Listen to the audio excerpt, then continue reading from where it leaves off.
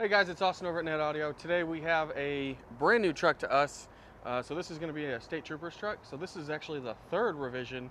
He's had 3 different vehicles.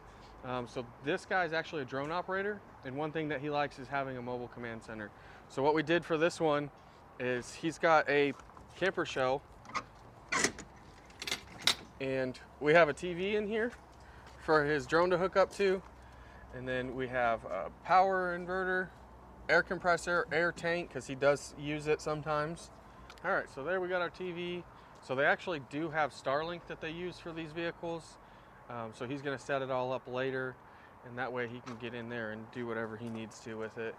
And then if we come to the back over here, you can see our air tank with all of our fittings here. And he's got hoses and stuff that are in the drawers. So currently it does have pressure in it, because we have a drain release there, so you can just open up the drain and it dumps out under the bumper. Then we have a control up here,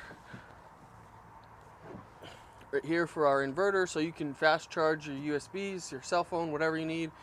And then we have a switch for our air compressor if you need more air. And then back here on the other side, you can see we have an air reel. So we got our extension cord here, and he actually uses this to power up his laptop when he needs it. But with doing this display here, he's able to give it 2/3 of his bed back for usable space. So we didn't want to make anything that was going to take up all of the bed space, so we made it as small as we possibly could and mounted it to the rail system that they have installed here as well.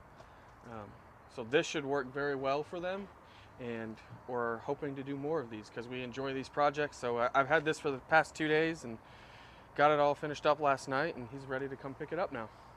So if you guys have any questions about the build, just give us a call or shoot us a message.